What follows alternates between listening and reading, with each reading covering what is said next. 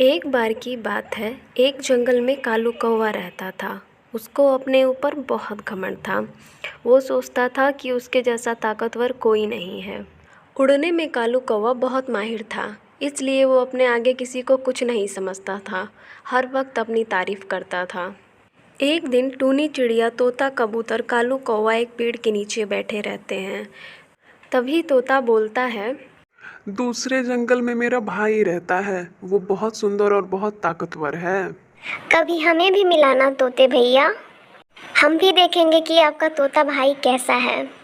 सुंदर होगा, लेकिन उड़ने में मेरा मुकाबला नहीं कर सकता है वो। मैं सबसे तेज उड़ता हूँ और उल्टा भी उड़ सकता हूँ। अरे अरे कालू भैया, बस भी करो। अपनी इतनी तारीफ भी मत करो। कभी कभी अपनी इतनी बड़ाई खुद को नुकसान भी पहुंचा देती है। ऐसे ही कालू कौवा अपनी तारीफ किया करता और अपनी रफ्तार पर बहुत घमंड किया करता था। टूनी अपना भोजन लेकर जा रही थी। तभी कालू कौवा पीछे से उड़ता हुआ आता है और उसका भोजन छीनकर तेजी से उड़ जाता है। ये अमरूद तो बहुत मीठा होगा, खाने में बहुत मजा आएगा।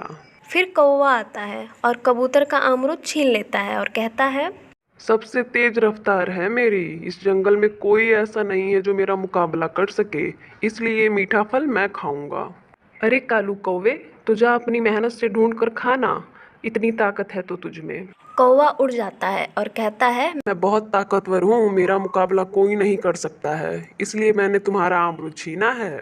जंगल के सारे पक्षी कालू कौवे से बहुत परेशान थे। वो सबका भोजन छीन लेता था। एक दिन सब दोस्त सागर किनारे बैठे रहते हैं और बातें करते हैं। तब कालू कौवा अपनी तारीफें करना शुरू कर देता है। मैं हूँ कालू कौवा। मेरे पिताजी तो उड़ते उड़ते आसमान में इतना ऊंचे चले जाते थे कि आकाश को अपना पंख बनाकर वापस आते थे। हमें सब पता है कालू भाई, लेकिन इतना अहंकार आपको एक दिन नुकसान देगा। तभी वहाँ दूसरे जंगल से तोते का भाई आ जाता है। चिड़िया, कबूतर, कौवे, मैं कहता था ना कि मेरा भाई जंगल में सबसे सुंदर है। इसके जैसा इस जंगल में कोई भी नहीं है। मैं बहुत तेज और दूर तक उड़ सकता हूँ और सबसे ऊंचा भी उड़ सकता हूँ। ऐसा सुनकर कौवा तुरंत बोला, तोते, तुम्हारा रंग लाल जरूर है और तुम उससे भले ही सुंदर हो, लेकिन मैं तुमसे तेज उड़ सकता हूँ, पूछ लो इन सब से। और मैं उल्टा होकर भी उड़ सकता हूँ। ठीक है, फिर रेस हो जाए। वो जो सामने दीप दिख रहा है, देखते हैं कौन जल्दी छूकर वापस आ जाता है। अब मजा आएगा कालू कौवे। आपको भी आपके मुकाबले का कोई मिल गया है। अगर तुम हार गए तो अपनी कभी बड़ाई नहीं मारोगे हमारे सामने। अभी पता चल जाएगा लाल तोते, तुम मेरा मुकाबला कभी नहीं कर सकते हो। तो फिर आओ मुकाबला करें। फिर मुकाबला शुरू हो जाता है। तोता धीरे धीरे उड़ रहा था, लेकिन कालू कौवा अपना कारनामा दिखा रहा था। वो बहुत तेजी से और उल्टा होकर उड़ रहा था और उसे डींगे भी मार रहा था। ऐसे ही उल्टा सीधा उड़ते हुए कौवा तोते से ज़्यादा आगे निकल जाता है, लेकिन तोता आराम से उड़ता हुआ आगे बढ़ता रहता है। धूप भी काफ़ी तेज़ थी। कौवा थक जाता है और उसे चक्कर भी आने लगता है। वो अपने आप पर काबू नहीं पा रहा था। कालू कौवा अपना पहले ही सारा जोर लगा चुका था, इसलिए अब वो उड़ नहीं पा रहा था। दूसरी तरफ तोता दीप छूकर वापिस होता है। कौवा चक्कर खाकर तेजी से समंदर में गिरने वाला होता है।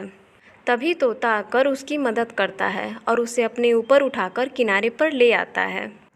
आज के बाद कभी इतनी अपनी तारीफ मत करना। फिर कालू अपने सारे दोस्तों से माफ़ी मांगता है और तोते भाई को धन्यवाद बोलता है। अगर आप मुझे बचाकर किनारे पर ना लाते तो मैं समुद्र में ही डूबकर मर जाता। मुझे माफ़ कर दो दोस्तों, आज के बाद से मैं अपने ऊपर कभी इतना घमंड नहीं करूँगा। फिर वो सब मिलजुल कर हंसी खुशी अपना जीवन बिताने लगते हैं। इस कहानी से हमें ये सीख मिलती है कि हम भले ही कितने भी ताकतवर क्यों ना हो किसी भी क्षेत्र में, लेकिन हमें कभी भी अपने ऊपर घमंड नहीं करना चाहिए। अगर आपको हमारी स्टोरी पसंद आई हो तो हमें कमेंट बॉक्स में ज़रूर बताएं और हमारे वीडियो को लाइक करें, हमारे चैनल को सब्सक्राइब करें इसी तरह की कहानियाँ देखने के लिए।